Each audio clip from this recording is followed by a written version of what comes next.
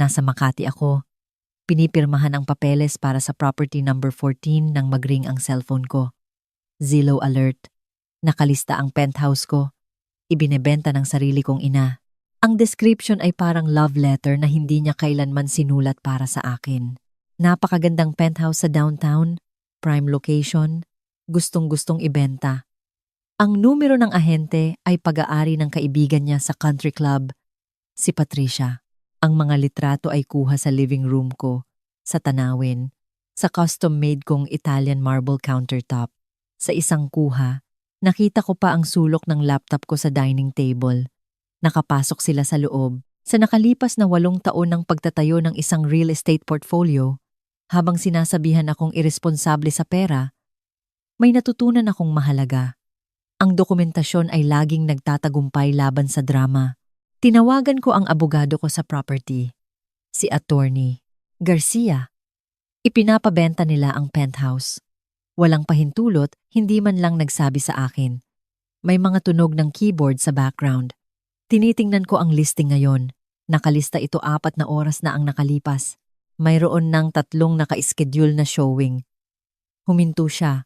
Pinirmahan ng iyong ina ang kasunduan bilang may-ari ng property.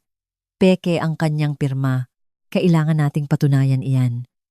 Tinatawagan ko ang title company ngayon. Ipapalagay nila ang flag sa sandaling magpatakbo sila ng preliminary check. Ibinaba ko ang telepono at binuksan ang family group chat, 37. Message, anunsyo ng aking ina tungkol sa bagong pinansyal na kalayaan ng pamilya. Kinakalkula ng aking kapatid na lalaki ang kanyang bahagi, 2,500,000 pesos. Namimili na ng yate ang kapatid kong babae. Isang mensahe lang ang nagmula kay tatay. Sa wakas, may pakinabang din pala ang lugar na iyon. Ang penthouse ang una kong malaking pagbili. 7 taon na ang nakakaraan. 7 milyon.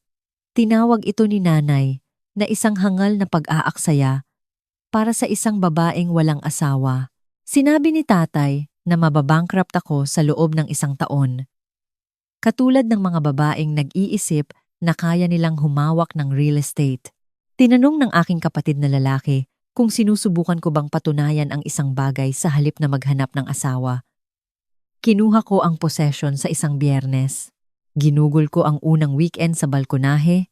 17 palapag, pinapanood ang mga ilaw ng lungsod. Walang pamilya, walang pagpapatunay, ako lang, at ang titulo na may pangalan ko. Pagkatapos ay naisip ko, isang tagumpay pa, isang property pa, isang panalo pa, at sa wakas ay makikita nila ako bilang may kakayahan. Ngunit ang kanilang kwento ay mas mahalaga kaysa sa aking realidad.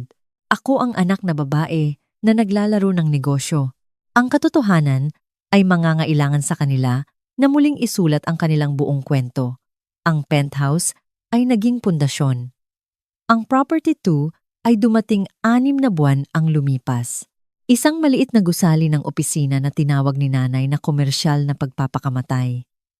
Ang property 3 ay ang makasaysayang Riverside Apartments, na sinabi ni tatay na mauubos ako sa mga gastos sa pagpapanatili sa property 7. Ang aking tagumpay ay naging hindi nakikita sa kanila. Mas madaling baliwalain kaysa kilalanin. Ngayon, sinusubukan nilang ibenta ang pinagmulan ng lahat ng itinayo ko. Nag-buzz ang cellphone ko. Tumawag sa akin ang title company. Nagpatakbo sila ng preliminary ownership verification. Ang iyong pangalan ang lumabas bilang nag-iisang may-ari, hindi ang iyong ina.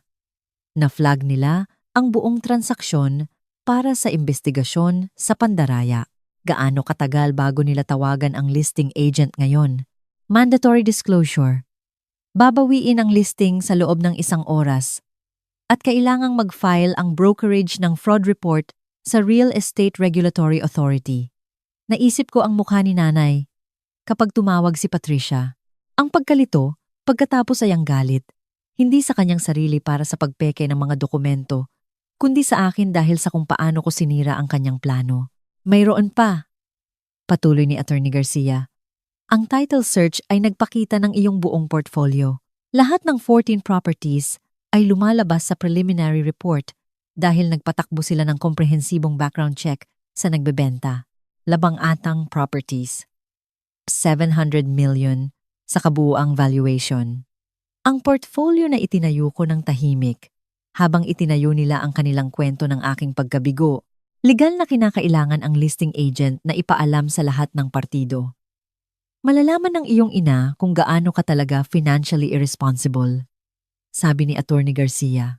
Ang tawag mula kay Patricia ay dumating 90 minuto ang lumipas. Hindi ko sinagot.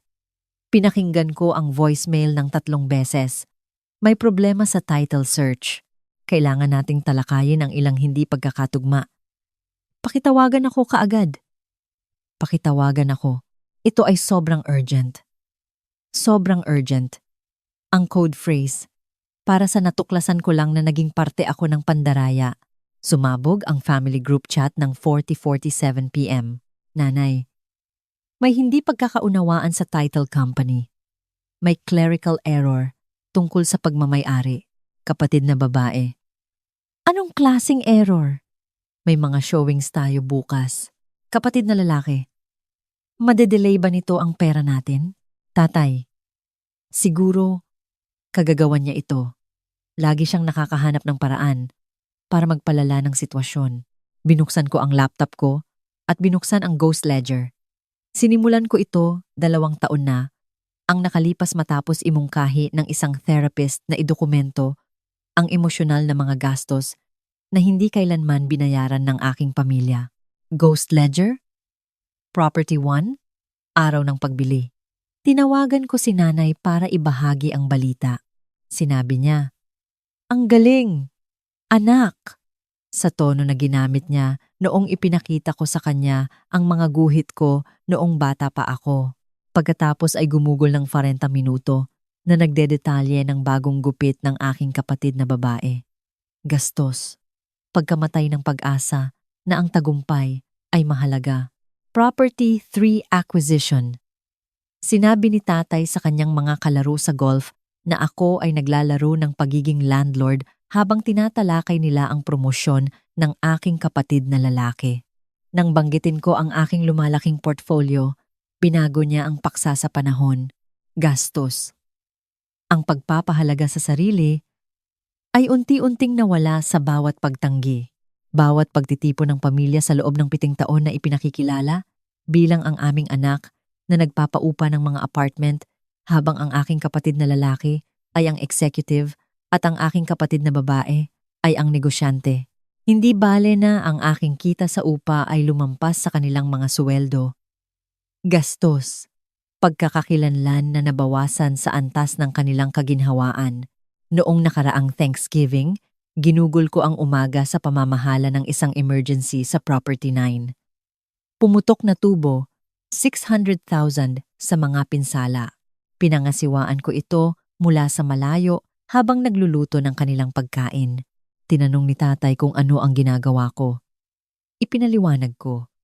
Sinabi niya, "Parang nakaka-stress. Siguro hindi para sa iyo ang real estate. Gastos." Bawat pasasalamat na hindi ko natanggap para sa pagpili sa kanilang kaginhawaan kaysa sa aking kapayapaan. Ang mga hindi napuntahang milestones. Property 6 closing, rescheduled dahil sa emergency ni nanay. Ang engagement party ng anak ng kanyang kaibigan. Kinansela ang Property 10 celebration dahil kailangan ng kapatid na babae ng tulong sa paglipat ng mga gamit. Ang Property 12's milestone dinner ay naantala dahil kailangan ni tatay ng sakay papuntang airport. Gastos. Mga taon ng aking buhay na malayang ibinigay, hindi kinilala, hindi na ibalik. Ang ledger ay tumakbo ng 32 pahina. Ang bawat entry ay nagdodokumento hindi ng pera na inutang, kundi ng mga sandaling ninakaw. Kumpiyansa na unti-unting nawala. Oras na hindi ko na mababawi. Ang halaga ng pagmamahal sa mga taong nakakita sa akin bilang isang supporting character sa kanilang kwento. Isinabi ko ang dokumento at isinara ang laptop ko. Nagring ang cellphone ko. Attorney Garcia, kinontak ako ng Real Estate Regulatory Authority. Nagbubukas sila ng formal na investigasyon sa pinekeng listing agreement. Nakikipagtulungan ng buo si Patricia Wala siyang ideya na hindi ang iyong ina ang legal na may-ari. Anong mangyayari ngayon? Standard procedure. Binawi na nila ang listing mula sa lahat ng platform. Susunod, susuriin nila ang pirma sa listing agreement laban sa mga kilalang sample ng iyong pirma. Kung makumpirma ang pagpeke at makukumpirma, malamang na may mga kasong kriminal, gaano kalaki ang posibilidad. Pineke ng iyong ina ang isang legal na dokumento upang magsagawa ng 115 milyong transaksyon sa real estate nang walang pahintulot. Iyan ay felony fraud. Real estate fraud, specifically, gusto ng prosecutor na magbigay ng halimbawa. Naisip ko ang mga kaibigan ni nanay sa country club, ang kanyang bridge club, ang mga charity gala, kung saan ipinakilala niya ang kanyang sarili bilang isang pilantropo. Lahat ng ito ay itinayo sa pundasyon ng kanyang maingat na binuo na imahe, ang perpektong pamilya, ang mga matagumpay na anak, ang buhay ng eleganteng kadalian. Ang pundasyon na iyon ay malapit ng mawasak. Mayroon pa, sabi ni Attorney Garcia. Ang komprehensibong paghahanap ng title company ay nagpakita ng isang bagay na interesante. Ang iyong Property 7, ang Riverside Apartments, ang tinawag ni tatay na isang money pit. Ang iyong mga magulang ay umuupa doon sa loob ng 30 taon. Unit 4B. Buwan ng upa, 160,000 pesos. Sila ang iyong mga tenant. Ang irony ay tumama na parang malamig na tubig. Sa loob ng 3 taon, binabayaran nila ako ng 1.9 milyon taon-taon habang tinatawag na hangal ang aking mga pamumuhunan sa real estate. Nagsulat sila ng mga tseke sa aking property management company. Hindi kailanman kinokonekta ang mga tuldok, hindi kailanman nagtatanong kung sino talaga ang nagmamay-ari ng gusali na pinili nila para sa mahusay na pamamahala at pagpapanatili nito. Alam ko, syempre, inaprubahan ko mismo ang kanilang aplikasyon nang hindi nagpapakilala sa pamamagitan ng aking property manager. Maaari ko sanang tanggihan ito. Maaari ko sanang pilitin silang maghanap ng ibang lugar. Ngunit naisip ko, muli gambler's fallacy, na baka kung maranasan nila ang aking profesionalismo ng hindi direkta, sa huli ay igagalang nila ito ng direkta. Sinubukan lang nilang magnakaw mula sa kanilang sariling landlord, Attorney Garcia. Gusto ko ng ganap na pag-uusig. Walang mga pagsasaalang-alang sa pamilya. Nilabag nila ang batas. Naiintindihan. Ipapaalam ko sa prosecutor's office na handa kang makipagtulungan ng buo. Dumating ang pulis sa bahay ni nanay noong Martes ng umaga. Alam ko dahil tinawagan ako ng aking kapitbahay, isa sa mga kaibigan ni nanay sa bridge club, na halos hindi makahinga. Ang iyong kawawang ina, may mga police car. Anong nangyayari? Hindi ko ipinaliwanag. Sinabi ko lang, sigurado ako na may hindi pagkakaunawaan at binaba ang telepono. Dumating ang mga kaso ng hapon na iyon. Pagpeke sa unang antas, Class B felony, pagtatangkang real estate fraud, Class C felony, at identity theft. Pinagsamang maximum sentence, 15 taon. Tinawagan ako ng abogado ni nanay sa loob ng ilang oras. Nagkamali ang iyong ina. Tiyak na malulutas natin ito sa loob ng pamilya. Pineke niya ang aking pirma para nakawin ang aking property. Hindi iyon pagkakamali. Iyon ay krimen. Siya ang iyong ina. Nalito siya tungkol sa pagmamay-ari. Ang stress. Nag-post siya ng mga litrato ng aking bahay online, nag-schedule ng mga showings, nagplano na bulsahin ang komisyon, at hindi man lang nagsabi sa akin. Hindi iyon pagkalito. Iyon ay premeditation. Ang family group chat ay naging isang larangan ng digmaan. Tatay, ipakukulong mo ang sarili mong ina dahil sa isang hindi pagkakaunawaan? Ako. Nagkasala siya ng felony fraud. Hindi iyon hindi pagkakaunawaan. Kapatid na lalaki. Baliw na ito. Bawiin mo na lang ang mga kaso. Ako. Babawiin mo ba ang mga kaso laban sa isang taong pumeke ng iyong pirma sa isang P115 milyong transaksyon? Kapatid na babae. Ang pamilya ay dapat magpatawad. Ako, ang pamilya ay hindi dapat gumawa ng mga krimen laban sa isa't isa. Ang preliminary hearing ay naka-schedule para sa 3 linggo. Samantala, lumawak ang investigasyon. Natuklasan ng mga detective na pineke rin ni nanay ang isang power of attorney document na nagkiklaim ng legal na autoridad na kumilos sa ngalan ko. Ginamit niya ito para mag-schedule ng notary para sa closing na nakaplano para sa sumunod na buwan. Ang ulat ng forensic document examiner ay nakakapinsala. Signature inconsistencies consistent with deliberate forgery. Incalysis indicates documents were created within the past 14 days. Handwriting analysis shows 98.7% probability signatures were written by subject's mother, not subject. Nagsampa ng dismissal ang abogado ni nanay. Insufficient evidence of intent. Binasa ng hukom ang forensic report. Tiningnan ang Zillow listing. Sinuri ang pinekeng power of attorney at sinabi, motion denied. Magpapatuloy ang kasong ito sa paglilitis. Doon natagpuan ito ng media. Local news. Una, Ina, kinasuhan ng pagpeke ng pirma ng anak na babae sa P115% milyong real estate fraud. Pagkatapos, regional coverage. Pagkatapos ay isang viral TikTok mula sa isang real estate agent na sinusuri ang kaso. Ito ang dahilan kung bakit dapat mong palaging i-verify ang pagmamay-ari bago ilista. Ang seksyon ng mga komento ay naging isang referendum sa mga obligasyon ng pamilya. Kalahati ay sumuporta sa akin. Ang krimen ay krimen. Pamilya man o hindi, ang kabilang kalahati ay kinondena ako. Isipin mo na ipinapadala mo ang sarili mong ina sa bilangguan. Tumigil ako sa pagbabasa pagkatapos ng unang daan. Ang paglilitis ay itinakda para sa 6 na buwan. Samantala, ang mga kahihinatnan ay dumami, professional.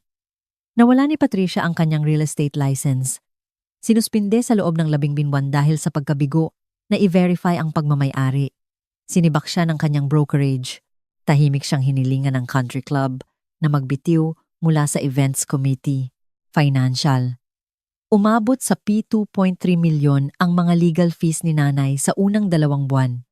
Iniliquid ni tatay ang kanilang retirement account para bayaran ito. Hindi sila nakabayad ng 2 upa sa Unit 4B. Sinimulan ng aking property manager ang pagpapaalis alinsunod sa standard protocol. Social. Tumigil na sa pag-imbita kay nanay ang Bridge Club. Inalis siya ng charity gala mula sa planning committee. Nawala ang kanyang pangalan sa donor wall sa community center. Natuklasan nila na ang kanyang mga donasyon ay halos publicity na may kaunting pinansyal na suporta. Family.